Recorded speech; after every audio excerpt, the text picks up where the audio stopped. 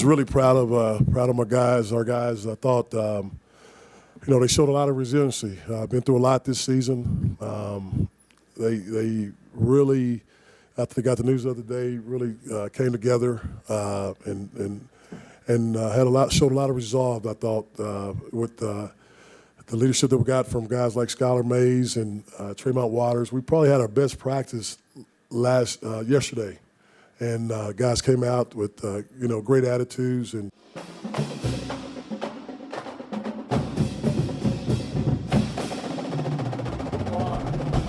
Welcome, ladies and gentlemen, Tiger fans everywhere. This is Tigers Roar. Jonathan Poche, I'm Jordy Heltberg, live from Scoreboards Grill and Catering. That was interim head coach Tony Benford after the LSU Tigers took care of business, beat Vanderbilt to claim their first SEC regular season championship in 10 years. Quite a night. Unbelievable. Quite a night. Undefeated on the road, probably most impressive to me. It's unbelievable what they were able to do this season. The cloud of Will Wade suspension lingering over the team, but you can't take anything away from cutting down those nets. Will Wade's parents on the court, an absolutely fantastic moment for the whole program. Yeah, I was able to experience that as a player. I was able to experience that as a coach, and now I'm so happy for these players. We'll get into the Will Wade scenario and the latest going on behind the scenes with that situation. Meanwhile, LSU basketball is in Nashville as we speak. They will open up their SEC tournament run on Friday at noon, taking on either one of the teams that beat them. The only teams that beat them in the regular season, right. Arkansas and Florida. Those two meet on Thursday. The winner takes on LSU at noon. Florida, obviously a tough matchup for LSU. Really have to execute to the best of your ability. And with an interim head coach, we'll see if the Tigers have what it takes in the SEC tournament. Both games went to overtime. We'll hear from the Tigers. We'll hear from Tony Benford. We've got a lot more coming up on the show. Give us a little info on what's to expect. Well, some gymnastics had the senior tribute last Friday. Also some spring footballs in the air around Baton Rouge. Coach O's group reported last week. We hear from Coach O. We hear from some players on the defensive and offensive side of the ball. Hear from the backup quarterback, Miles Brennan. The bigger man on campus. 12-pound bigger. That's right. Miles Brennan. And the word is RPO at LSU. Joe Brady, bringing in that Saints offense. I'm liking it. I don't care what happens. Just bring all the plays over. They got to be all right. Right, Coach O. Definitely excited about what Joe Brady's going to bring to the offense. We've been here for a lot of years in a row. LSU's offense is going to be different this year. But I think this year might really have a chance. So we'll see. But we begin tonight with the very latest on Will Wade and LSU. Joe Alleva, in a teleconference call with members of the Baton Rouge Advocate while he was in Nashville for meetings before the SEC tournament, came out and said that, yes, there was a meeting planned between LSU and Will Wade. Now, the earlier reports was it was going to be Joe Alleva and it was going to be F. King Alexander, the school president, and Will Wade. Well, that was set for 10:30 in the morning. That meeting was pushed back to 4:30. LSU wanted to have NCAA representatives there. They wanted to have some legal representation there as well. Will Wade, on the advice of his attorney, Mr. McGovern from New York City, a criminal defense attorney, said, no, we're not going to do this. It is quite apparent that LSU wants Will Wade to be their basketball coach. They have come out and openly said that. Meanwhile, Will Wade's attorney says in a letter written to LSU, said, we will definitely meet with you, but after the investigation has run its course and is over. Well, Will Wade's going to be subpoenaed to speak April 22nd. The college basketball season ends April the 8th. You don't have to read between the tea leaves to see, unless Will Wade has a change of heart, a change of mind, and he comes in and meets with LSU, he's not going to coach the SEC tournament. He's not going to coach in the NCAA tournament. All LSU wants is for him to come in and say, look, here's the questions, you answer them. If they're satisfied by that, they'll reinstate him. But that is not the case at this point in time. Javonte Smart, on the other hand, met with LSU, met with an NCAA official, as did his mother. Right. He is on the verge of being cleared to play either tomorrow or Friday morning at the latest. So look for Javonte Smart, who has been practicing with the team, to rejoin the team for that Friday afternoon tip. And that's basically the latest. I get the idea that LSU wants Will Wade. They've opened up the door for him, but for some reason, Coach Wade has opted to stay behind the scenes and not talk because of advice from his legal counsel. I'm not going to speculate what that means. It's disappointing, but Tony Benford will be the interim head coach for the foreseeable future until we see what happens down the course of this path. I think you hit the nail on the head. LSU officials want Will Wade to be their basketball coach. He's done an outstanding job this entire season. On the advice of counsel, Will Wade's going to decline that meeting. Hopefully he does change his mind and get himself reinstated as the LSU basketball coach. Doesn't look like that's going to be the case. As you mentioned, 20 seconds when he gets subpoenaed to talk, and the tournament's over on the 8th, so you're going to miss it. All that matters to me is the opportunity of these players to do something. Look, it's been 39 years. I feel so old. 39 years since LSU won a Southeastern Conference basketball tournament championship. It happened in 1980. It happened in Birmingham, Alabama. I happened to be on that team. It was a special, special moment. This team has the opportunity, thanks to a double bye. They're only going to have to play and win 3 games if they go the distance. Every game is going to be difficult. I do believe LSU is going to be the villain in this tournament. I think the SEC wants to see them lose and go away. I think the NCAA wants to see them lose and go away. I don't think LSU is going to lose and go away. I think they have everything it takes to be successful and to make a good run in this tournament and an even better run in the NCAA tournament. Right, they're fired up, they're galvanized, they want to get behind their head coach. I mean, they all fear for the guy. They fought for him the entire year. They want to give him their blood, sweat, and tears to Will Wade. They want him back. Don't know what's going to happen, but they're definitely going to prove he taught them well, and they're going to go out and show and really narrow their focus like Will Wade always tells them to do. Yeah, narrow the focus on the prize, one game at a time, and all the rest of the cliches. So, with that in mind, we will take our first break of the night. We're live from Scoreboard's Grill and Catering, where there is a festival going on each and every day with great food, great fellowship, sports team. I'm watching the ACC, the SEC. I'm watching us. I'm watching everything.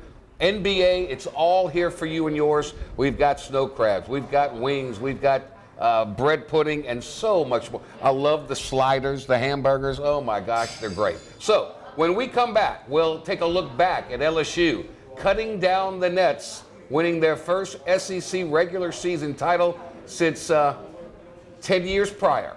And we'll hear from the interim head coach, Tony Benford, as we roll on from Scoreboard's Grill and Catering. He's Jonathan Poche. I'm Jordy Helper. Thanks for being with us. This is Tigers Roar.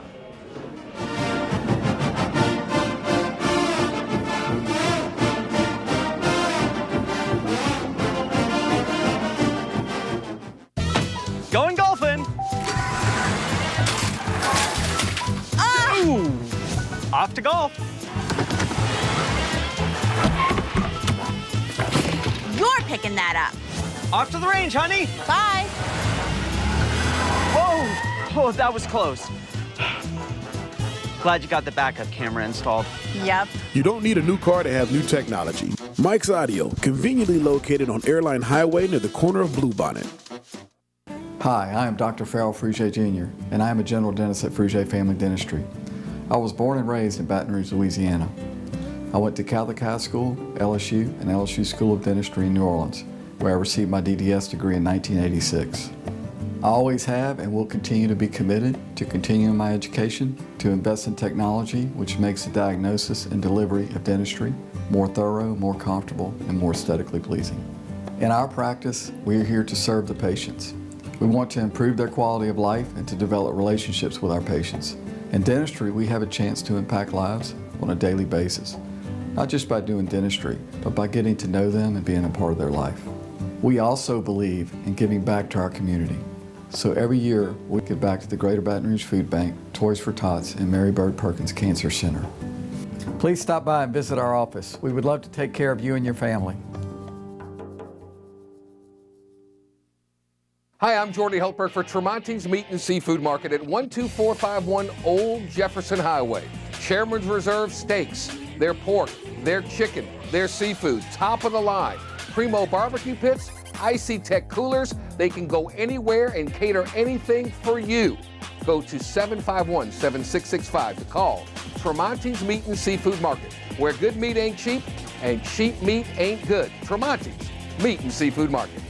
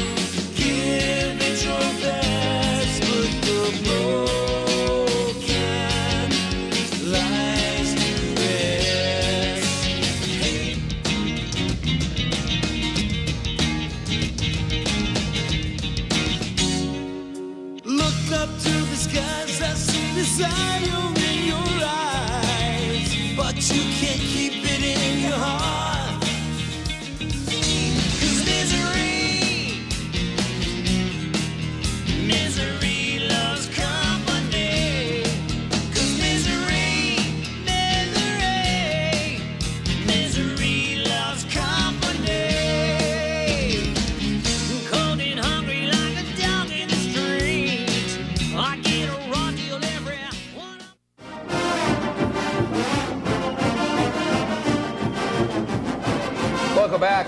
Tigers Roar, scoreboards, grill, and catering on Coursey Boulevard. We're live each and every Wednesday night. We certainly invite you to come on out and be a participant in our audience. It's always more fun the bigger the crowd. The crowd was big in the Pete Maravich Assembly Center for the regular season finale. Vanderbilt was a team that came into the game winless. They left winless, but that was not the case. I've never seen a scene quite like what I saw Saturday with such, it was a basketball game surrounded by a protest. Right, it was kind of like a drama going on. You know, the Free Will Wade signs all over the stands.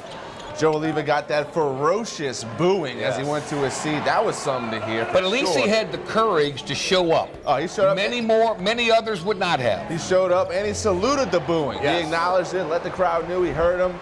And what a night for the LSU basketball team. Tremont Waters and Spectacular. crew. Wow, that guy, Big B. Williams, he's been outstanding all year. No Naz Reid in the concussion protocol. No Javonte Smart, held out for precautionary reasons. But Waters and Mays and Big B. Williams did their job. Darius Days shot the lights out from downtown, 5 of 6 from the land of 3. And Graves, again, with 12 points on 4 threes himself. Right, Graves, outstanding story of the year, taking Wade Sims scholarship to play on the team. He was a former walk-on. Outstanding for him to really show out in Pete Maravich Center in front of that home crowd. As you mentioned, Darius Days shot the lights out. There he is right there. You know, all the players really thinking about Will Wade during that game. After the game, Darius Days said he could just hear Coach Will Wade telling him, shoot the ball with confidence, and that's what he tried to do. Yeah, and there's another 3-ball. Days, again, 5 of 6, 15 points in 21 minutes. Great production. There was no way on God's green earth that LSU was going to let Vanderbilt come in and upset their party. You could see up on the catwalk, there was some activity going on with about 6 minutes to go. They had the confetti bags ready, and they turned it loose. They had everybody go down and cut the net. Bryce Drew having one of those years where it just wasn't in the cards. They lost one of their key players early and winless in the league. But LSU took care of their business, and Tony Benford said, Tremont Waters, help me. I need your help. Here's the keys. Run this show, make plays, and then afterwards the purple T-shirts, the purple caps, the confetti coming down, and the LSU Tigers victorious 16-2 in SEC play. Unbelievable turnaround for a team that was picked to finish 6th or 7th at best. They are the sole champs thanks to Auburn beating Tennessee earlier that day. Naz Reid has been cleared to play this upcoming SEC tournament. As we mentioned, they'll take on either the Florida or Arkansas this Friday at noon up there in Nashville. Got a graphic. Want to show you the SEC tournament bracket right now. We'll take a look at where they play and who they play. Well, we're going to go to Tony Benford first. Oh, excuse Tony me, Jory. Benford, I apologize. after the ball game. That's okay. After the ball game, the victorious interim head coach, 1-0 as the head basketball coach at LSU on the interim side, had these comments to say after the Tigers cut down the nets in Pete's Palace.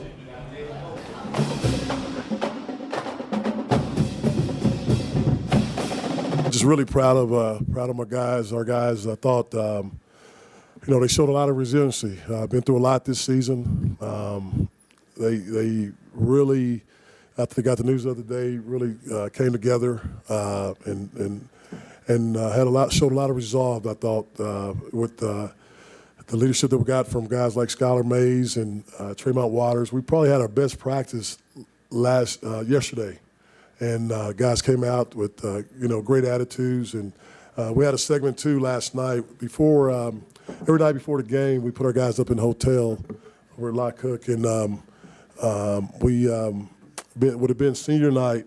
We went around the room and we let Cavell Bigsley, he had a chance to speak to the group and did a great job.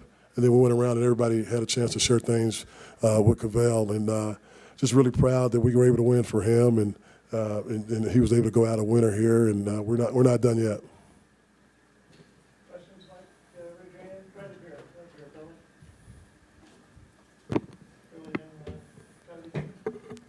Billy. What was your plan of attack when you got the news and you were named interim, and how did you go about getting these guys ready for this? Well, they were prepared. We got a great group. I told them when they named me interim, we're going to be co-coaches. I mean, we got a great staff. I mean, Greg Hires, he should be a head coach somewhere. Bill Armstrong, those guys are great coaches. They've been around a long time, and we just picked it up. And then when you have leadership like guys on your team like Skylar Mays, Tremont Waters, those guys did a great job. I said, guys, you're going to have to help me.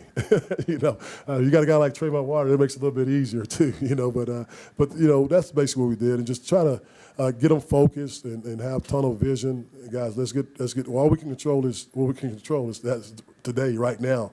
Let's go out and have a great practice, great film session, and let's see if we can have some carryover today, and which we did. I thought our guys came out really focused tonight. You talked about Tremont. He mentioned, and the other players mentioned, that you basically told him, hey, here's the keys to the cars, drive it. How much confidence did you have in him, and how do you think he performed in that role? When you got players that have the ability that Skylar Mays or Tremont, sometimes, as a coach, you can get in their way. So I just think, look, guys, I need you guys to help me and help us coaches. Just go make plays. But the one thing we got to do is make sure we defend. We felt, if we got out and defended and got stops, we could get out and push the tempo, which we were able to do. I thought we set the tone, pushing the basketball and getting some easy shots. And then I was really proud of Marshall Graves. Marshall was a teammate of Wade and Sky at U-High, and really proud for him to come in there and make some baskets. He wasn't bashful. He was shooting from Steph Curry land tonight. And then Darius Days, I thought Darius had one of his better games, and he made some big shots for us when we needed to when we went on that run. Coach, here in the back, you and Will and the coaching staff and the team have worked so hard to get to this moment. Is it disappointing when he's not there to cut down the nets with you? No doubt. I mean, no doubt. Coach, I had a chance to talk to him, and he said, "Hey, just get the guys ready, and you guys go win the championship." And so it's a difficult time for everybody, And so, but our guys, the main focus got to be on the kids, is making sure that they stay focused and continue to grow and have success. Like I thought, we came out and played together today, and tonight, and just really proud of the way they stuck together tonight. Tony, you could just describe the emotion tonight. I mean, there were a lot of chants and boos and things like that. How do you coach in an environment like that? Well, I've been a lot of places, guys. I've been doing this almost 28 years. I'm getting old, a long time. But this is LSU has some of the best fans I've ever been around. I mean, it's best fans in the country, and they're just passionate about all the sports. And and so I thought that they were just being supportive of this group. I think they've done a great job of supporting this team.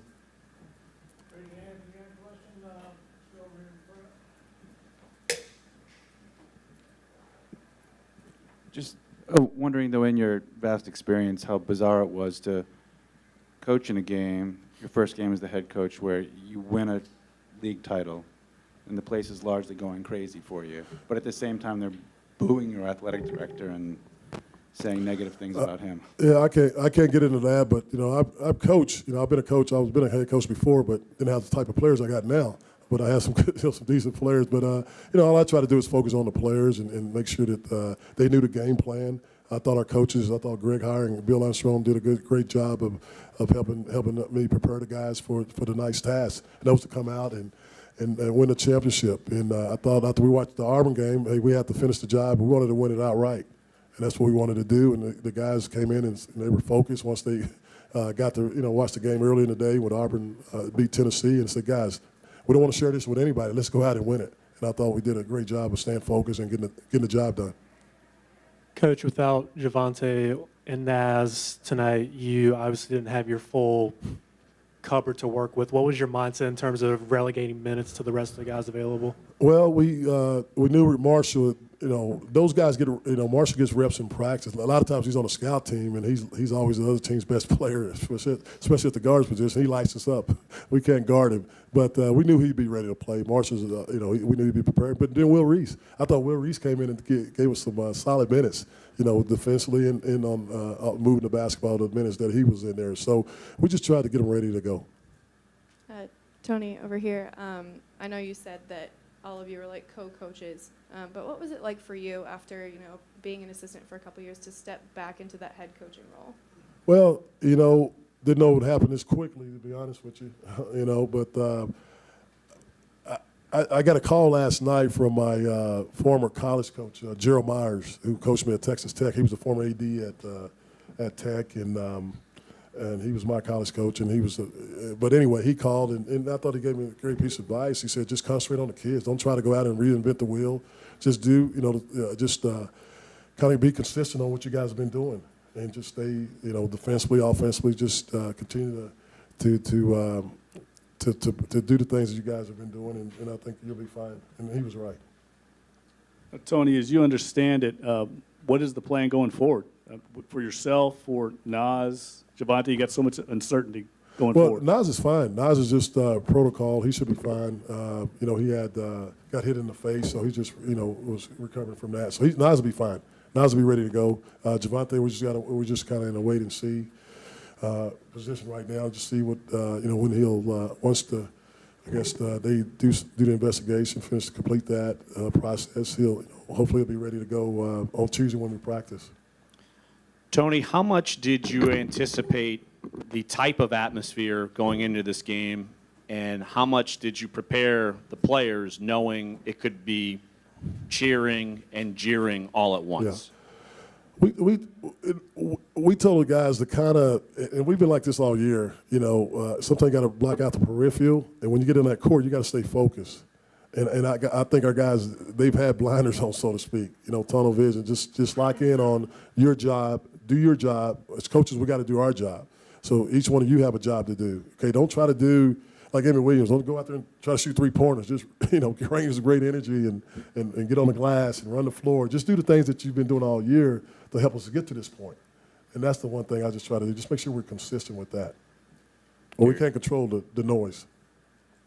Darius, with his effort from beyond the arc, I mean, what did you see out of him coming into I knew Darius Billy would play well. Darius has been in the gym. He's been on the gun. He's getting a lot of shots up. And I just told Darius, next play. Sometimes he gets down on himself too easily, or he gets in foul trouble, and we can't play him as long as we want, many minutes as we like to. But I thought tonight he came in. He's ready to play. He had a good mismatch. He had a kind of a mismatch. He had a bigger guy on him, so we're ready to put his defender in a pick and pop situation. And Darius was able to take advantage of that and make some open threes. He had some good looks. Coach, you spoke about having the blinders on right here in the back. Yeah. You have a team that a lot of people think can do something very significant moving forward, but there will likely be those kind of distractions and kind of things swirling around them. I mean, you being the head coach of that team now, I mean, just your overall thoughts on moving forward with all those things. Yeah, well, we're going to meet. We'll give them a couple of days off, and then we'll get together. We're back in practice on Tuesday, but we're going to keep the same plan we had tonight. We'll come back and we'll keep working on our fundamentals on the court individually. We do individual workouts, and we'll work on that, our individual skills, and then we'll work on what we got to do as a team when we figure out the next opponent that we have to play. We'll have 4 solid days of practice before we play on Friday. So we're just going to stay focused and try to keep to the same game plan that we have. And then, we can't control what's on the outside. All we can control is what's in front of us and try to get better each day. That's what we're going to try to control, and that's the focus that I want each player to have. Coach, what was your day like right here, bud? Okay. What was your day like on Friday when you woke up, and how did you get the news that you were going to be the interim coach, and just how shocking was that, or was it? I was out recruiting, to be honest with you. I was in at the state tournament on what is it, Thursday? I'm losing track of days, guys. Friday, yeah. I was out recruiting, and then I came back. I was out recruiting, on Thursday. I was at the state tournament in Lake Charles. And I got back late that night and, got in, and then got the news, around 1 o'clock, I guess, or noon, that, met with Joe and some other administrators that, they were going to name me in interim, and so just try to prepare from there. Are you familiar with the Steve Fisher story? Yeah, I had a couple people call me about that since you brought that up, so I don't know, he has some great players. We have some pretty good ones, too.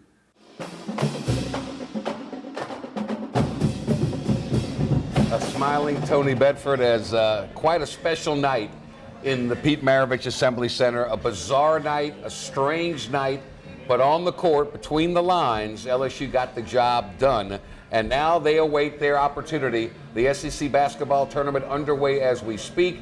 Missouri beat Georgia 71-61 in the opener.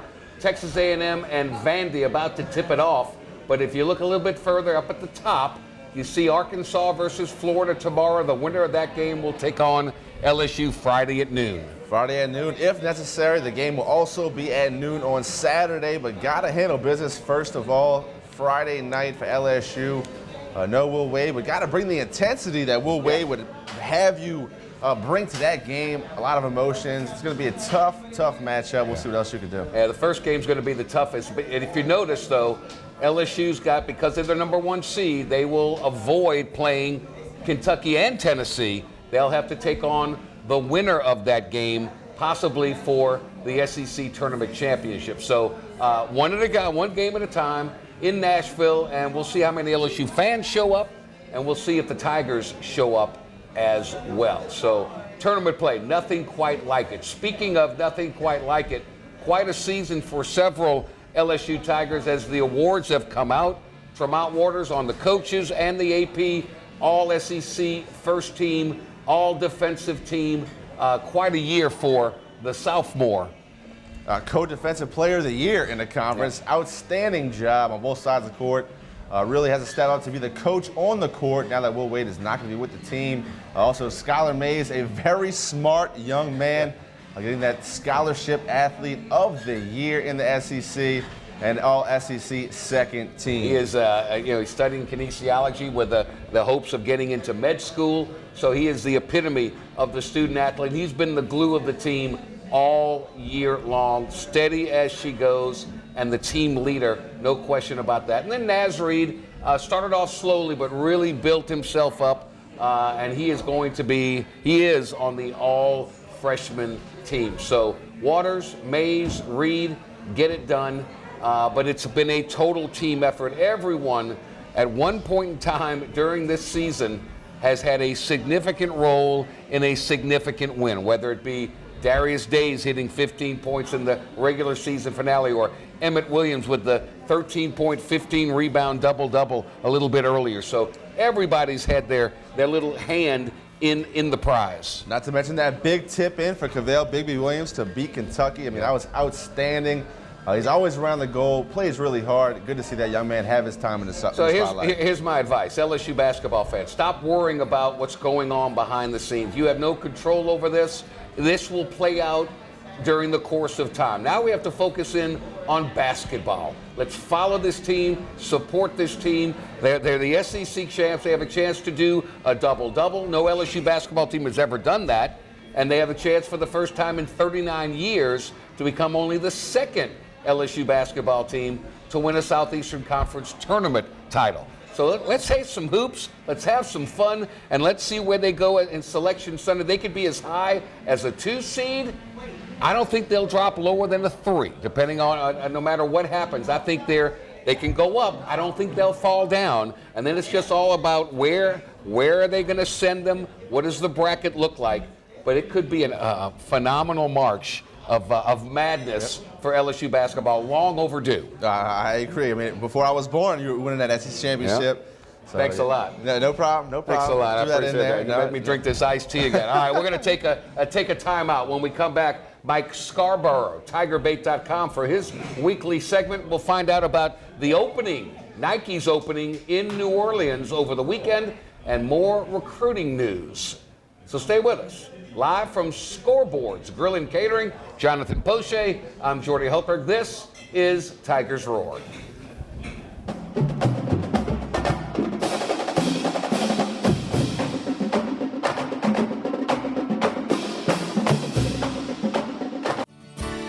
Creel Tree Service is a licensed and insured tree service providing tree and stump removal, topping, trimming, cabling, pruning, and fertilizing. We have free stump removal with takedowns, free estimates, affordable rates, and senior citizens discounts. Call 774-TREE. That's 774-8733. Get your yard ready for the warmer weather. If it deals with a tree, call me, Creel Tree Service, 774-8733. That's 774-TREE.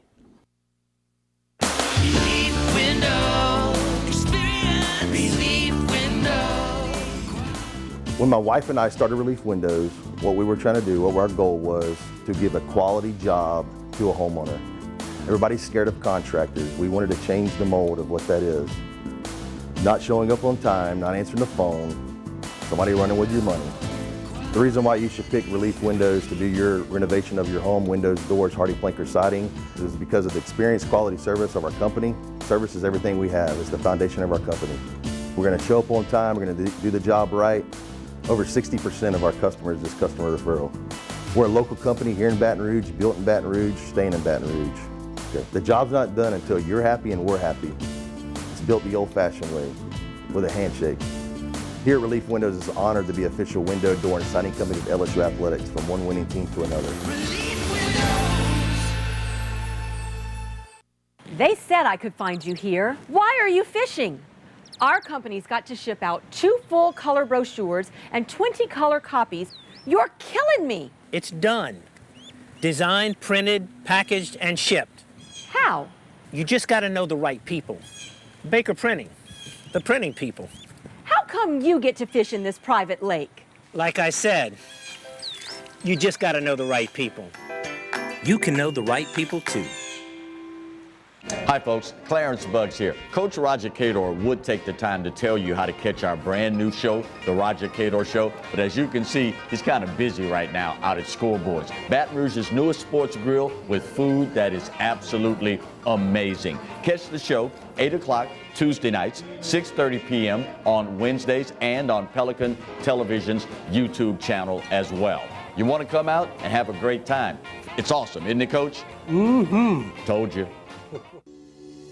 The Acord Eye Clinic has moved to a new office, just minutes from the old office at 8280 YMCA Plaza Drive, Building 9. Dr. Shonda Acord and her staff welcome patients of all ages, including children and adults. They have a wide variety of frames and sunglasses, including Maui Jim.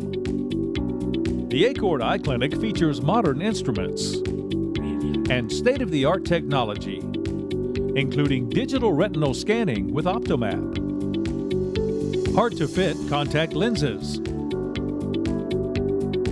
as well as professional care and service. Open Monday through Friday, 8 till 5.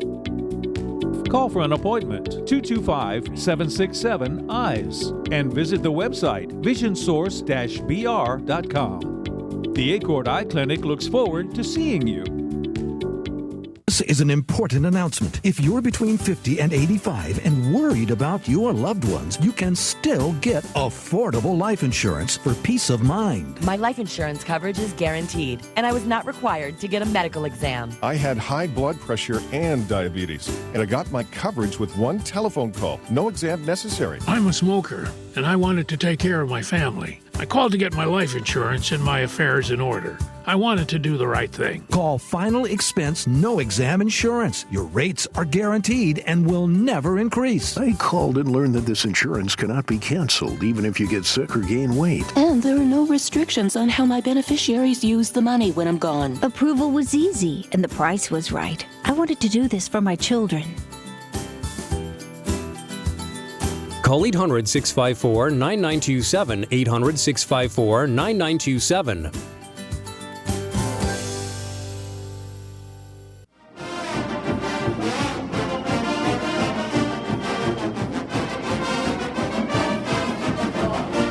We're back. Tigers Roar, live from Scoreboard's Grill and Catering. Fried shrimp on the way.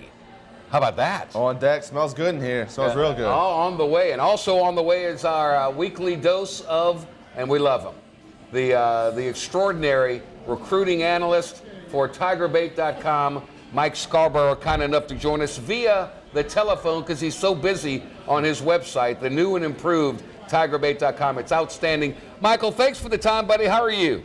I'm doing good, doing good. All right, so recruiting, now we've got all these, the quote, the openings. Nike has these regional camps, and over the weekend in New Orleans. So I know you were there, cameras were there. What did you see at the opening Sunday? Well, you know, these things they're always constant. You had the opening, it was actually, they called it the opening New Orleans, but it was at East St. John. Okay. This Saturday it'll be the Under Armour New Orleans, and then Sunday Rivals will have their version. So these kids are real busy this time of year with between that unofficial visits, if they're athletes on 7-on-7 teams, junior days. So it never stops. But the opening, of course. You know, look, we get sent a roster beforehand, and you're looking at the list, and you're like, boy, there's a lot of guys here. And there was, but there was also, I think, a bit of a disappointment because of the no-shows. Jacoby and Guillory, the outstanding defensive lineman from Alexandria, wasn't there. Jalen Lee from Live Oak. Brandon Williams from Newman, who's a linebacker that LSU could very well offer sometime soon. But of the kids that were there, T.J. Finley, at quarterback, Walker Howard, the 2022 quarterback, Coy Moore, the wide receiver from Rummel. Got to see Kai Matthew, Tyrann Matthews' little cousin, and he's a real sleeper prospect. Really? That was the first time I was able to see him. He's got a bunch of mid-major offers right now, but I think he's a wide receiver to watch this year. He's a 2020 kid. Wide receiver? No. We got to put him in the defensive backfield. Yeah. Let me ask you a question, Mike. Who runs these camps? Who are the counselors? Do you have coaches, or is it strictly Nike-based people? No. You've got local coaches involved. In fact, Craig Nall was out there with the quarterback group. You had Ryan Clark with the defensive back group. You know, they bring in their own staff, but they also sprinkle in local guys. You had Grant Delpit and Patrick Queen out there. So, you know, they get a bunch of different folks out there on top of their normal staff that they go from region to region. Mike, who was most impressive in the trenches? I know they do a lot of drills out there, but who really caught your eye out at the opening in New Orleans? Jaquelin Roy and Mason Smith from Terrebonne, 2021, that's got an offer from LSU. Mason Smith got the defensive line MVP. But Jaquelin Roy, to me, just, of course, he was committed to LSU from U-High. Yeah. If you've seen the pictures, they were all over Twitter. I've got extensive video of him.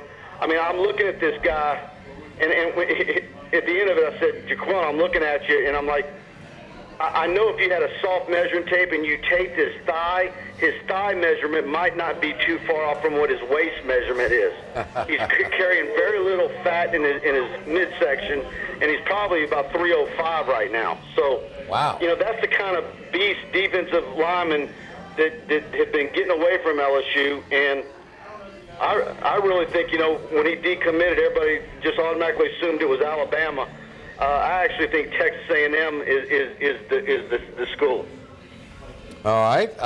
Mike Scarborough, TigerBait.com. Flipping from that to the early sessions involving LSU and spring practice. We've heard a lot from Joe Burrow talking about you're really going to like this offense. Joe Brady has brought in a bunch of things from the New Orleans Saints. What have you seen? What's impressed you in your limited time on the Ponderosa? Yeah, I've been every practice, and yesterday I just walked right in there and focused my camera on Brady coaching the receivers. Okay. And he is impressive. I think the kids are excited. I know a lot of people are skeptical of is it truly a new offense, and it is. The quarterbacks are ecstatic about what they're doing. I talked to someone today who's been at every practice for the entirety of it, and the receivers are running all new route trees, and there's some plays that nobody's ever seen before that just are out of this world that have been seen, and so I think there's a lot to be excited about there with Joe Brady, and I think he's a welcome infusion of youth. He's a 28-year-old guy with a lot of energy, and I imagine Coach Ensminger's glad to have him. Absolutely. Mike, talk about that wide receiver crew. I mean, last year had a lot of inexperienced guys. Number one, Jamar Chase, got a lot of playing time as a freshman. But let's talk about the experience factor and how this wide receiver crew could be that much better this year for LSU. Yeah, that's something else I picked up today. Jamar Chase versus Derek Stingley in practice. I'm hearing those two are really going at it, and the competition is fierce. So, you expect him to elevate his game. Of course, Terrace Marshall, Justin Jefferson. I think the fourth guy, obviously, I say obviously, I think it's going to be Sullivan. Okay. And then, of course, you'll get Trey Palmer that'll arrive in summer. We say it every year, but I do think the wide receiver group is going to step up to the next level. I'm interested. I know he's not going to participate full scale, but the look of K'Lavon Chaisson, so integral into what Dave Aranda wants to do from a pass rushing scheme. How has he looked? How's the leg? Yeah, I mean, we see him out there, and he's, wearing the first few days when they're in shells and before they got in the full pads, and he's got one leg in like a compression stocking, or I guess maybe it's just some sort of spandex thing. I'm not sure, but they're excited to have him back. Yesterday we had player interviews, and talking to Michael Divinity and Patrick Queen about what it's meant to have him back in the fold. They just think it's a big boost. That was something they absolutely missed last season, is having someone who could come off the edge and give him some rush. I mean, that's why Coach Aranda was having to dial up, different blitzes and so forth, because he just didn't have that guy. Is it true that that drill that was abandoned is back in full swing? Yeah, that was kind of shocking to me, because I know during the Les Miles years, as a media guy, you could stand out there and kind of, just by the looks on the faces of the assistant coaches, which coaches on the staff didn't agree with the Big Cat drill, that they thought it was, you're just asking for trouble with an injury, or just, that being an archaic drill that belonged decades past. But the old Oklahoma drill. They brought it back, and I know, one of the things that Rob Miles used to do was he liked the camaraderie of it, the team building aspect of it, the toughening up. But the thing what was always funny about the Big Cat, it's always the upperclassman knows all about the leverage part of it, and the newcomers, usually it takes them a while to learn the right way to attack that drill. Right. Okay. Anything else? As a bunch of players that aren't participating, but anybody else stand out to you? I'm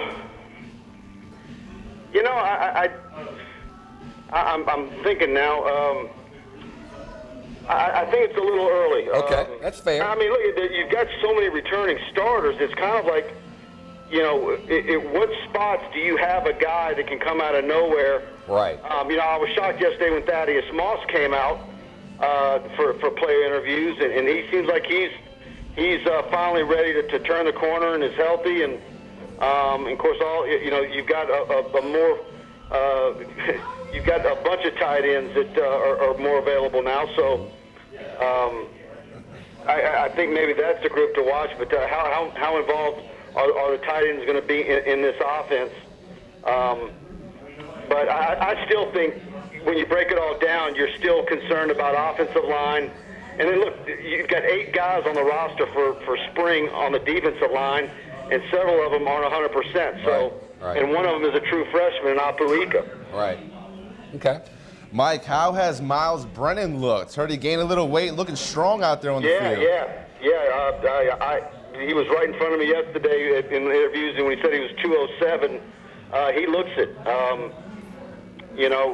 Started getting into how he was counting calories, and he reaches for anything that has a high calorie count, which it's kind of odd because a year ago he was basically saying about how he was sick of eating. He was having to force himself to eat. Right, so right. I don't know if he's got a new formula down now that he's able to withstand eating all those calories. And some guys just don't like to eat that much. And hopefully that's he's got not me. the right system down. That is certainly not me. Mike, thank you for your time. Tell everybody what's going on TigerBait.com. That's it. Go to TigerBait.com. We have a spring special that ends tomorrow night at midnight. You want to jump on that. And look, we've got loads of recruiting coverage. Okay. Lots of baseball, basketball, spring football coverage. Check us out at TigerBait.com. Michael, thank you so much. Enjoy the rest of your weekend, buddy. We always enjoy talking Talk to you with next week. Okay. Thanks, Mike. All right, you got it. All right, so there's the latest from Mike Scarborough. College basketball going on. LSU baseball, the last time I counted, it was 6-0 LSU over Texas Southern. Antoine Duplantis with his 5th home run of the early season. But we'll take a time out here, live from Scoreboards Grill and Catering. The shrimp are on the way. Great food. The snow crabs are being consumed, and smiling faces all around. And we'll be back, and we'll talk some more spring football. We'll hear from Coach O and several of the players. Yep, that's right. Some defensive players. We'll hear from Grant Delpit, Kerry Vincent, a whole bunch of guys. Come back and join us. The new number 7. We'll be right back. This is Tigers Roar.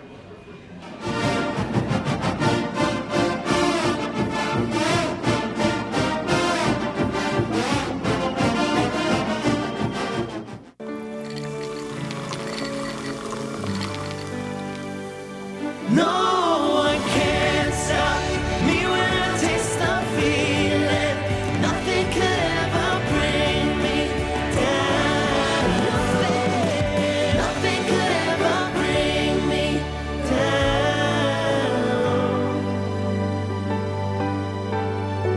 Taste the feeling.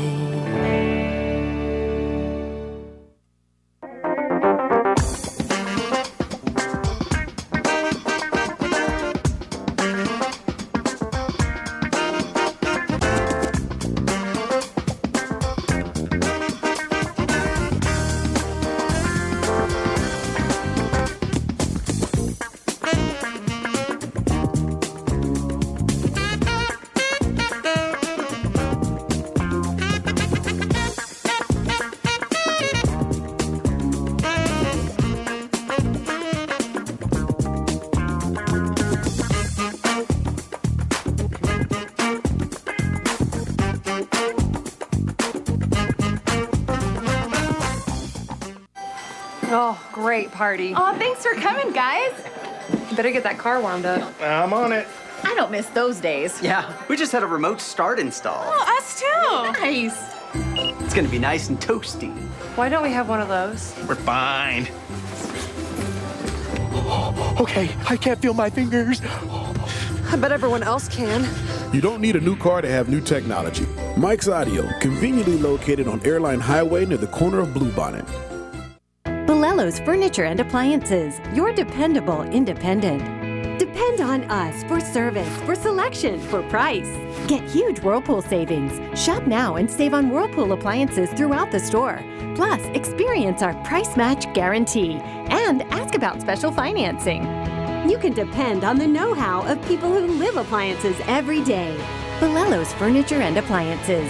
Your dependable independent with nationwide buying power.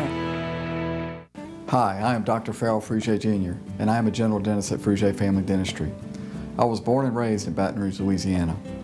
I went to Catholic High School, LSU, and LSU School of Dentistry in New Orleans, where I received my DDS degree in 1986. I always have and will continue to be committed to continuing my education, to invest in technology which makes the diagnosis and delivery of dentistry more thorough, more comfortable, and more aesthetically pleasing. In our practice, we are here to serve the patients. We want to improve their quality of life and to develop relationships with our patients. In dentistry, we have a chance to impact lives on a daily basis, not just by doing dentistry, but by getting to know them and being a part of their life. We also believe in giving back to our community. So every year, we give back to the Greater Baton Rouge Food Bank, Toys for Tots, and Mary Bird Perkins Cancer Center. Please stop by and visit our office. We would love to take care of you and your family. For Total Home Pest Control, who are you going to call? Call the Bug Man, 923-BUGS. For total pest control for your home or business, call the original Salvat. Call the Bug Man today, 923-BUGS.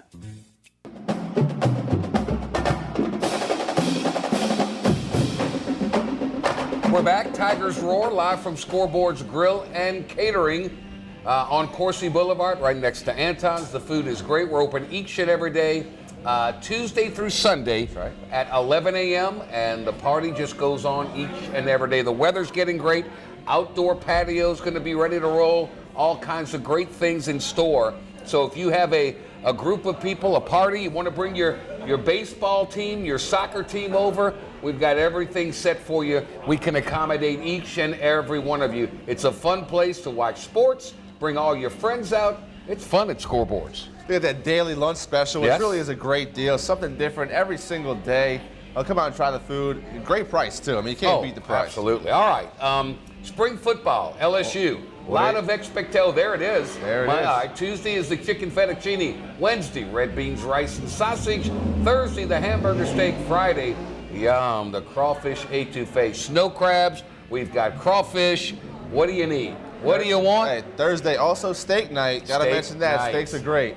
Good, big steaks. Yep. Thick steaks. Really good. Coach O likes steaks, and he's got his Tigers on the practice field. They've had a couple of practices under their belt. We take a look at some of the drills are going on and all the new, this is a chance to experiment, to learn new systems, to learn new ways. We've got some B-roll of LSU spring football practice. We're going to roll it, I promise you. We're going to get it up there. And you're going to see a lot of players getting their thing done.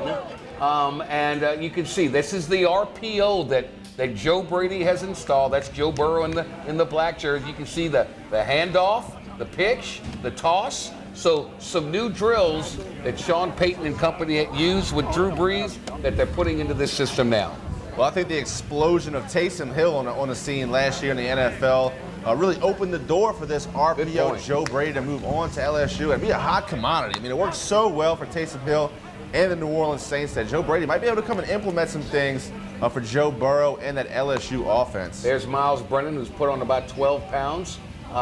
You can see them throwing to the wide receivers. There's a drop. You don't want that. But here comes a little slant pattern inside. Get it out quickly. So working on the passing game, and every player says from offense to defense that you're going to like what you see. Ed Orgeron met with the media and had a bunch of comments about this spring. You know he's always going to be energetic and enthusiastic. Here's Coach Orgeron as he addressed the media after one of the spring practice sessions.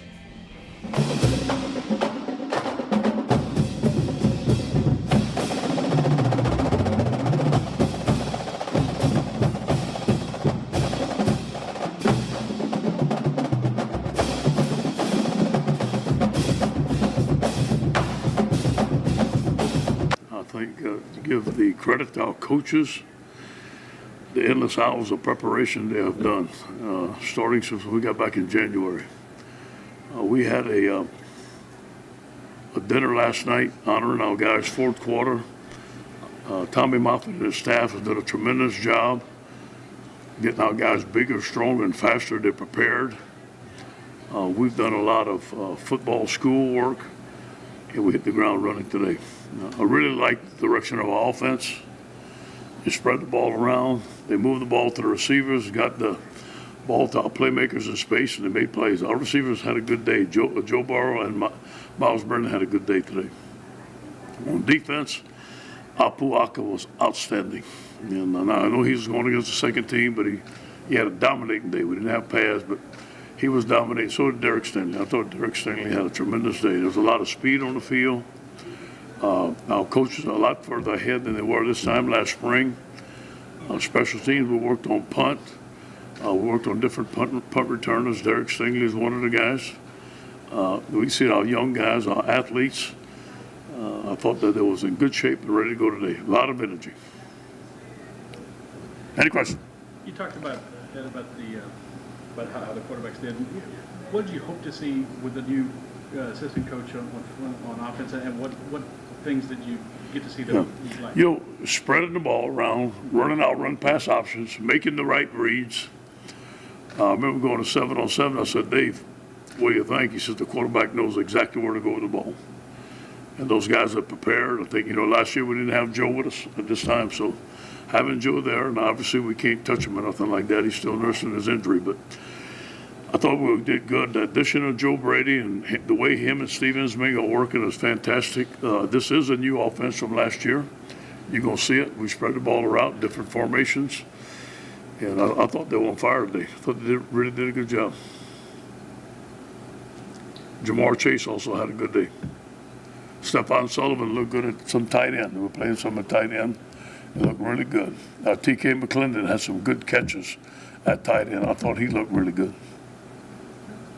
With Caleb Vaughn running through some drills like that, how did he look, and what's it mean to have him come back? Oh, yeah, he's looked good. I mean, he's really looked good in the little drills that we can do him. I'm going to keep him out of contact, but it gives us confidence that we need in the pass rush.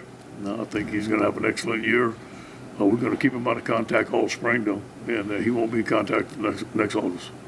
Ed, because you probably have less questions this spring at the start of last spring, has it enabled you to look at putting more new things because you have less questions to answer about personnel? Exactly. We're further ahead. We have an excellent plan between Steve Ensminger and Joe Brady. We have two smart quarterbacks in Joe and Miles. They do a tremendous job of studying all the time. Our guys have been working endless hours on offense to get this thing done, and they were prepared today. What kind of effect has Joe Brady had on Joe Burrow so far? Steve still coaches the quarterbacks, but we're implementing the run-pass options that Joe brought in. We implemented the Saints passing game that Joe brought in, so it's a big effect. And, anytime you show Drew Brees running a route, the guys get motivated. Our guys believe in Joe. They believe in Steve. I think it's a tremendous combination. How's Christian Fulton's pretty happy to come on? Yeah, it's good. He won't practice at all this spring, but he's doing good. I'll tell you what, we had some Calvin Joseph and Derek Stingley looked excellent at corner out there today. I mean, I was really impressed with those guys. Dear Rosenthal and Charles Turner working on the offensive line. Yeah. Corey Savage, the defensive line. What you kind of see moving those guys around? Improvement. I see Derek's had a good offseason improvement. He played defensive line mostly and some offensive line. I think he has a chance to be a really good player, but he has a ways to go. Charles is quick, really quick, still light. We originally signed him as a center. I moved him to tight end, and I think he gained like 25 pounds, so we put him back in there, but he still has a ways to go. Derek guard? Is that kind of Yeah, Derek's playing guard. He can play guard or tackle. Can you talk about the importance of keeping your staff together? You got to wait till your contract right now. Just keep your staff together. Yes, continuity, trust. No, we hit the ground running. We don't have long staff meetings. I give them the plan. We might be there in 15 minutes. They meet offense, defense, and special teams. They get it done. They work all day. We work as a unit. We're one family. We know each other. We know what to expect. I think we're a lot further ahead than we've ever been. Because he's been such a voice on the field the last couple of years. What's it like, the first practice without Devin White, and kind of who's filling that void in practice? You know, although Devin was fantastic for us, you know, and stuff like that, you got to move on. You got to move on. Now, you know, Jacob Phillips is not out there. But, you know, a guy that I'm impressed with is Damone Clark. He has come along. He's had an excellent offseason, big, strong, fast, and physical. Patrick Queen.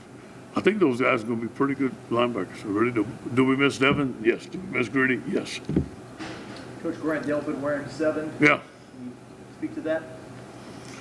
Well, it's a better choice than I made last year, so good job. He came up to me, wanted to wear 7, and deservedly so. I think he's one of the best players in the country. He deserves 7. He's a great character, great family. I think he's going to wear it well. Phillips, is he fine out there? I mean, who's that? Jacob Phillips is. Yeah. What's kind of his guy? Yeah, he's not going to practice. He won't have any contact. You know, he didn't have a helmet on today. Now, he could run around, but he won't be ready to go to August. How excited are you where you're starting right now with Joe Burrow, now that he's kind of got those growing pains out of the way, what Yeah. he can do this year? Yeah, you know, we can put a lot on him. You know, Joe's tough. Joe can make decisions. We're doing a lot of things at the line of scrimmage, let him check out a plays, let him handle the offense. In a lot of situations, we're going hurry up. So Joe's smart, he can do it. And we run the football with him. We ran a couple of read options with Joe today. He did a tremendous job. What are you going to see from Chris Curry and Tate Provins this spring? Yeah, you know, I need them to step up. I need them to play SEC-type football. And both of them last year did a good job. I think they need to raise their level of play. I think both of them are capable of being good SEC backs. Those last 3 or 4 games with Joe this year, were things just slowing down, you think, for him, or what do you think was the reason for success as opposed to? I think so. I think, you know, getting the grasp of the offense, running him more. You know, we couldn't run him at the beginning of the year because, well, Miles Brennan was hurt. We only had one scholarship quarterback that was healthy. You're going to see us run him more. I want to play Miles next year. I think Miles is going to be a great quarterback. I think all those things will help. Yeah, you have Rashard and Braden are still injured, and then you have some guys transfer out. I guess, how are you feeling about your defensive line numbers in this round? Well, we're a little thin, yeah, but, you know, I'm glad that Rashard came back. I do believe Braden is going to practice some this spring. We'll see that. Nelson Jenkins is coming along. Tyler Shelvin's in good shape. Apuaka looked fantastic today. Glenn Logan's had a good offseason. So I think we're going to have 5 or 6 that can play at any time. Feel good about it. What do you want to see out of Miles Brennan this year, Yeah. or excuse me, this spring? You know, I saw something in the 4th quarter from Miles. Miles gained 11 or 12 pounds. Miles took a leadership role. He was out there calling the team out, working hard, coming in, working on his own, studying film. I want to see him act like and work like the championship quarterback that I know he can, and he's done that. I think he's probably one of the few guys that we would call elite in the 4th quarter. If we had to call one elite, it'd be Miles. Thaddeus Moss. Yeah. Out there today. Update on him, his progress. Yeah, he's about 50-50. You know, he can do some things, can't do some other things. But, you know, he's a good athlete. He can catch the football, and as soon as he's ready, man, we're going to use him. So was Jamal Pettigrew. He's in a gold shirt, and he can't do all the contact work and stuff, but he's coming along also. You can share some of the other elite guys from the 4th quarter program with you. Damone Clark, Michael Divinity, Grant Delpit. You know, it's talking off the top of my head. I think Sadiq Charles has had a great offseason. Lloyd Cushenberry is always solid. Clyde Edwards-Helaire, obviously. I think our receivers are in better condition this 4th quarter than they ever been. They get more reps at practice. I think they're taking a liking to Joe and Mickey. Terrence Marshall, Jamar Chase is in better shape. So, Have you been given any indication that Ed Ingram's situation could be resolved in any?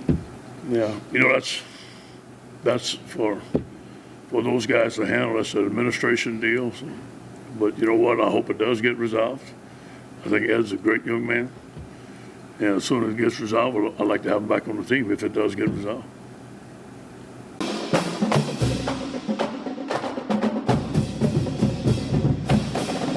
'Tis the season and the broiled shrimp are out along with the corn, the potatoes, and the sausage here at Scoreboard's Grill and Catering. And it looks delicious. It smells even better. And we're about to find out soon. Yeah, we need to play some more videos so we can get to eating for sure. So we heard from head coach Ed Orgeron. Now it's time to hear from some players. We've got Kerry Vincent, Grant Delpit, Michael Divinity for your listening pleasure.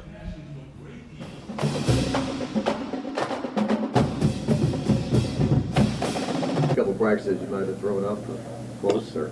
On the track, my first few days, I gave up everything I had. Most definitely. So how do you practice for both this time of year? So what we do is like every other day. So every other day I do a different practice. So yes, I did the first 2 spring practices, but this week I'll be doing track, and I actually have a track meet this Saturday. Okay. And Coach said in the outdoor season that he really wants you to contribute, right? Yeah, now I'm actually focusing. Last year I only did the 4x1. You know, we ended up making it to nationals. Unfortunately, we dropped the stick. This year I actually get to focus on my individual races. I'll be running the Open 200. Well, Coach says you were good in Texas, and if you're good in Texas, you're pretty good. I mean, everything is great in Texas, so I agree with that. I feel like this defense can pick up where it left off, particularly in the secondary, even though you lose a guy like Greedy. Most definitely. You know, we didn't have Greedy in the bowl game, so we've been practicing without him for a while. But as I've said, you know, before going into this spring, these first 2 spring practices, man, this defense is very confident and comfortable.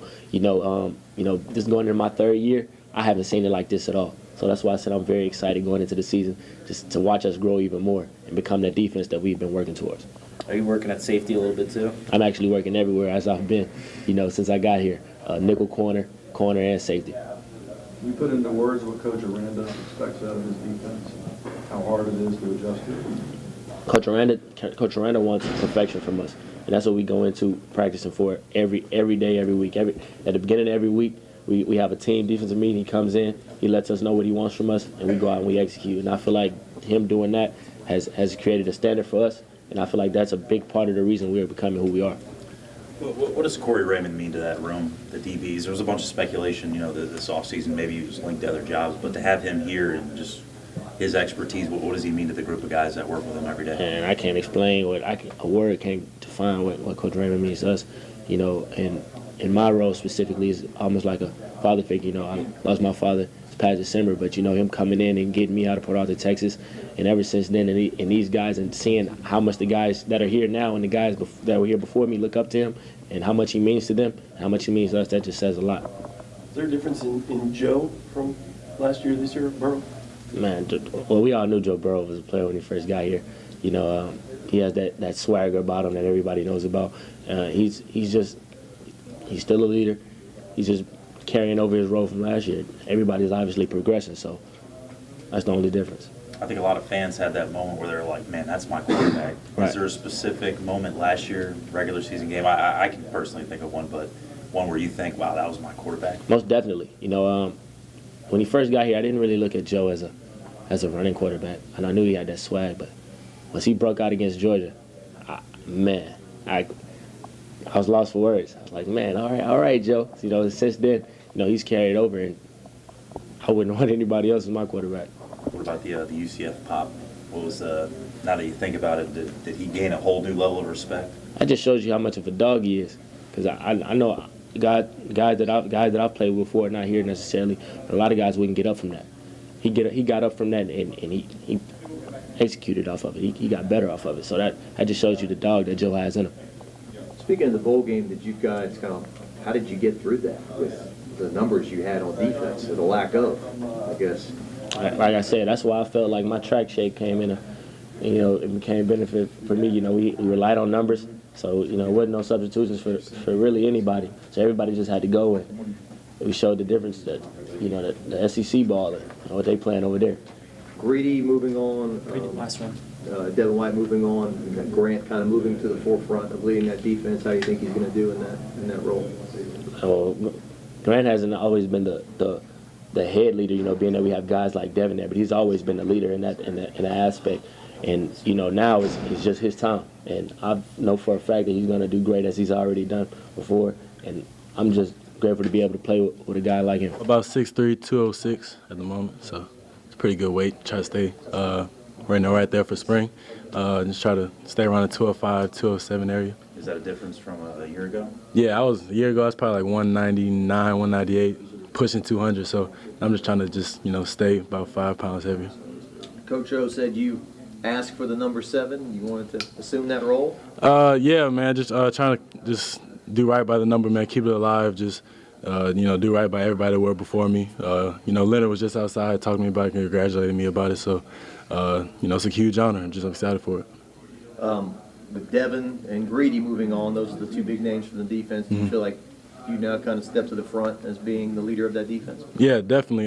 Just stepping that new role as a leader, vocal and off the field, just being a good role model, good character for guys to look up to. So, definitely young guys coming in. I got to tell them, what it takes, and what it takes to be successful. So, definitely just step in their role. Those guys, they create a great path for me to follow. So, just try to take over for them. What grade would you give the defense last year? I think we were better than 2 years ago. Last year we took some huge steps.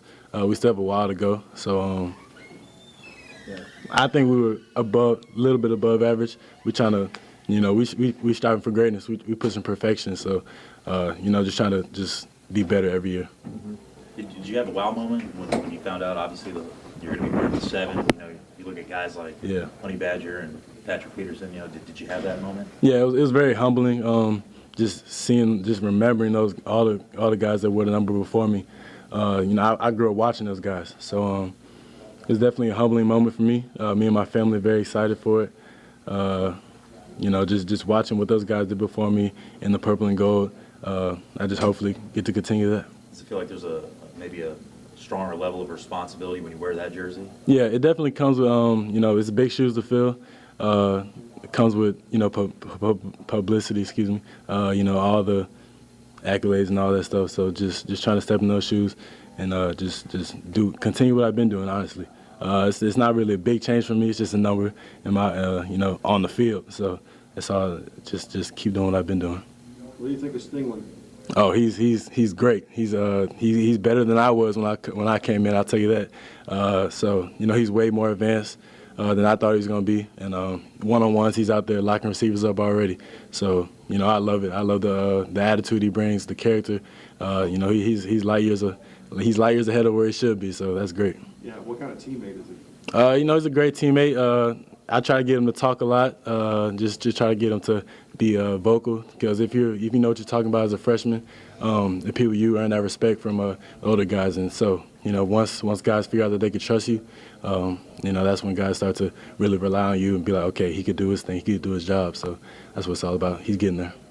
Jacob Phillips and Patrick Queen, those guys in the linebacking core are gonna kind of assume the roles there, you think? Yeah, Jacob's out for he's out for contact right now, but Patrick and guys like Micah and Damone and all those guys stepping up big time. So they got big shoes to fill in number 40. So just trying to pick up where he left off and go even higher. So that's all it is. Coach mentioned Damone a couple times the other day, and for being I guess a redshirt freshman, he got mentioned a lot. Mm-hmm. You feel like he's ready to make an impact? Yeah, he's definitely ready.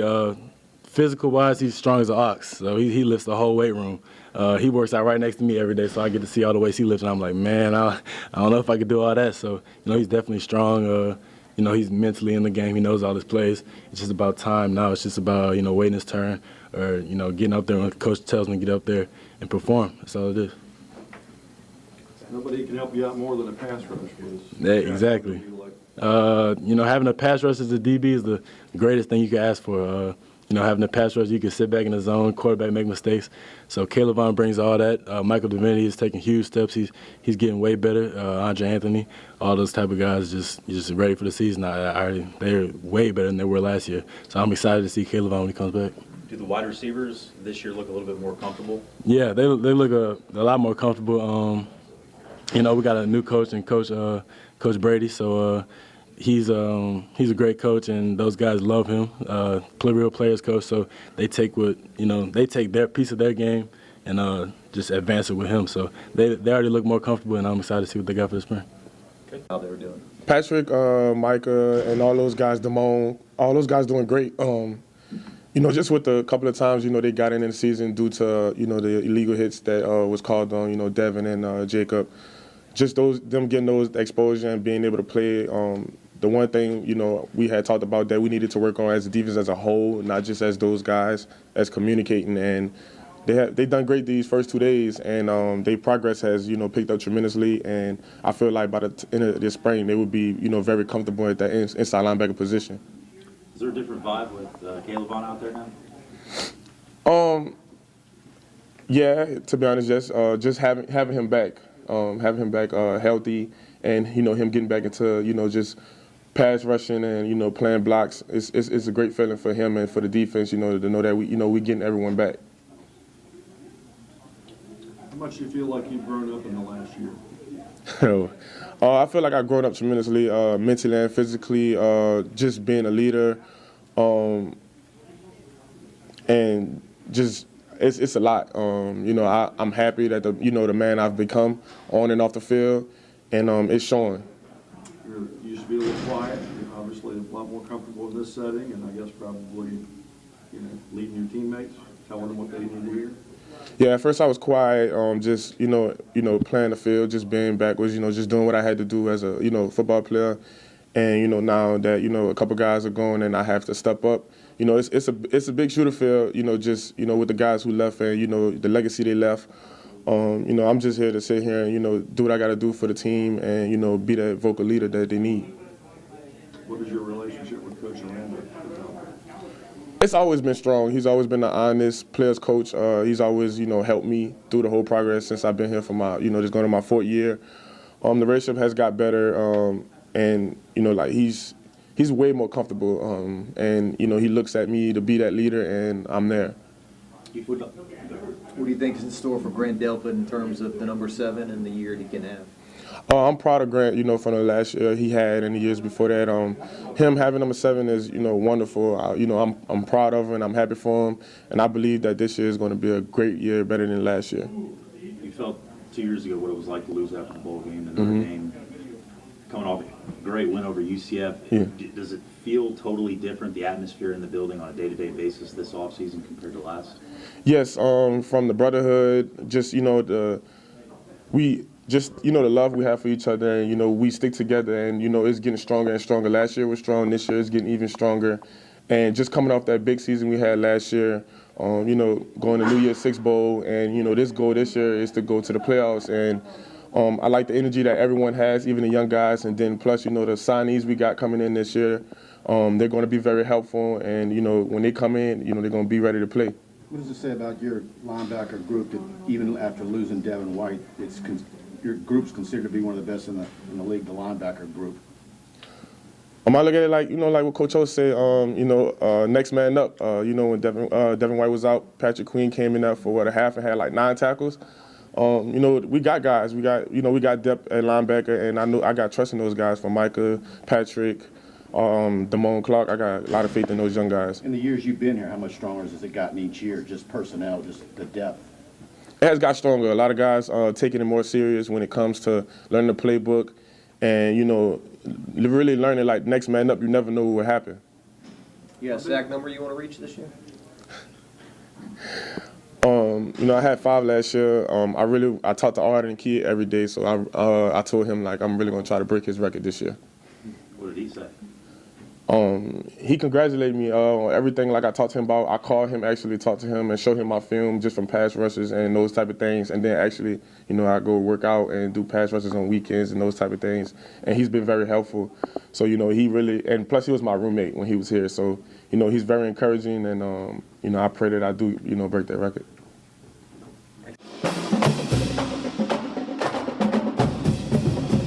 So several defensive LSU Tigers. We'll take a quick break, and we'll talk about the new and improved backup quarterback, Miles Brennan. The bigger man on campus. Bigger man on campus. That's coming up next. We're live from Scoreboards Grilling Catering. This is Tigers Roar. We'll be right back.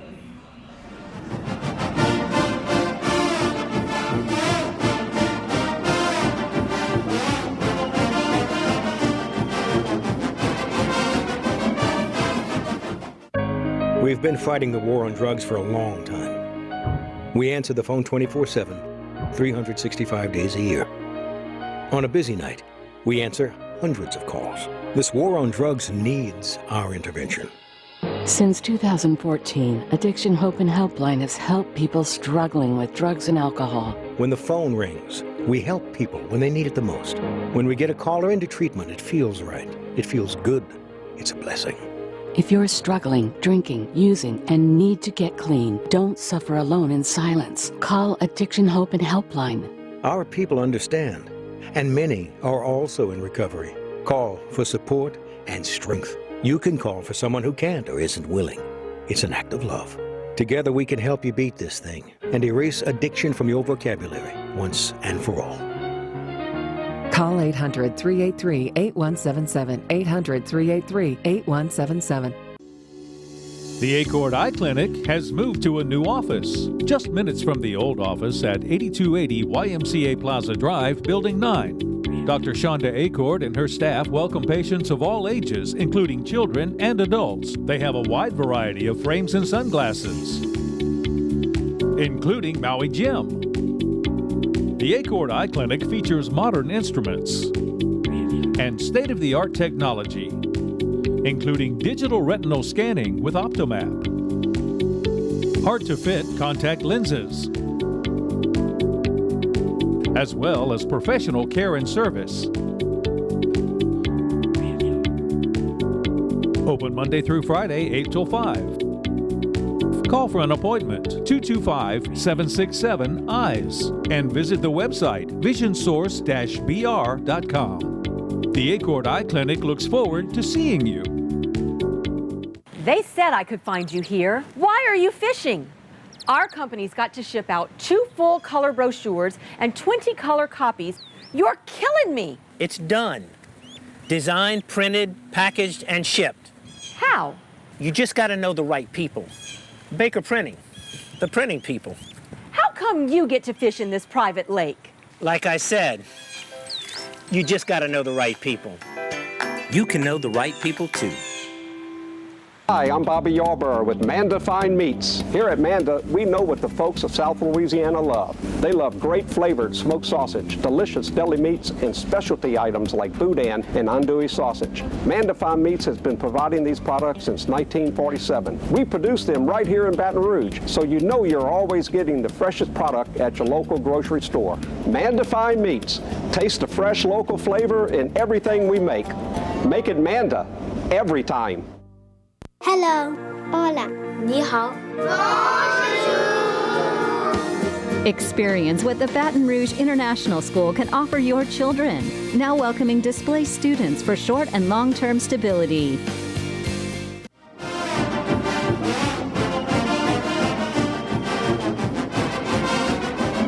Welcome back to Tigers Roar. I am Jonathan Poche, joined by Jordy Holberg. Want to let you guys hear from the backup quarterback for the LSU Tigers, number 15, Miles Brennan. Roll that beautiful bean footage. What?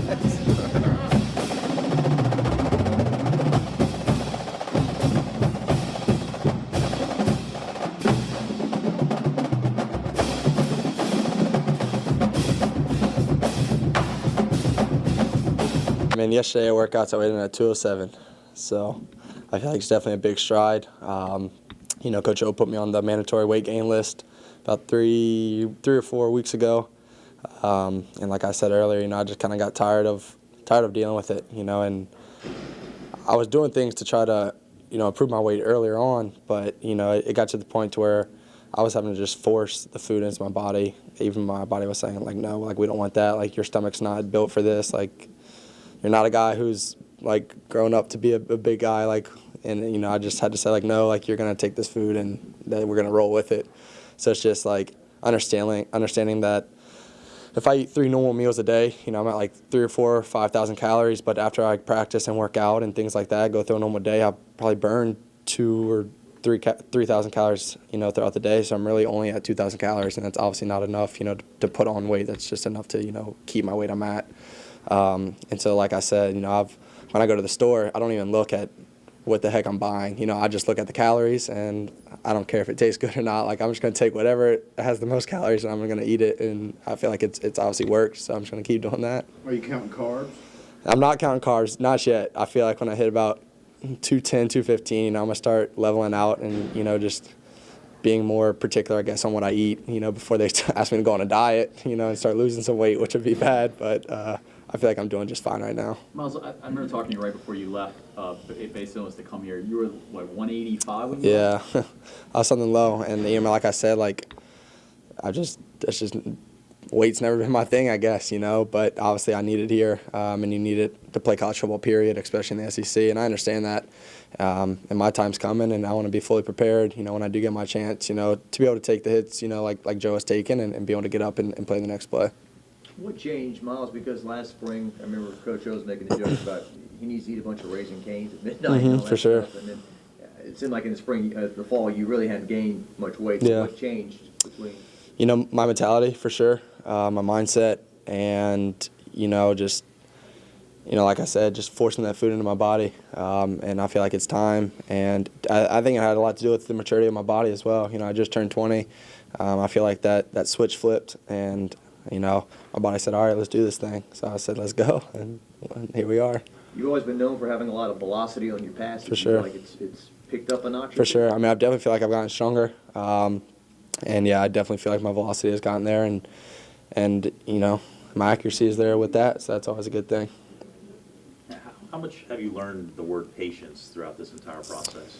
That's kind of been the only word I've learned, but I understand patience comes with college football. It's a business, and my family has helped me out a lot with that, and that's who I've kind of leaned on throughout this whole process, because I could have easily transferred. I could have easily pulled the trigger and said, I'm out. Like, I don't feel like dealing with this, but I feel like I need to stand firm for my commitment, and when I committed here, I knew this is the place I wanted to be, and I feel like God has a plan, and I'm believing in it. Last one. It seems like Alabama's been a testament that throughout the year, some other guy's going to have to step up in some big spot and get it done, right? For sure. It always seems to take two somewhere along the line, right? For sure, yeah. I mean, I've been preparing every day since I've been here, for when my time comes, and that hasn't stopped. I'm competing every day. Joe and I make each other better, and whenever my time comes, I'm going to perform to the best of my ability.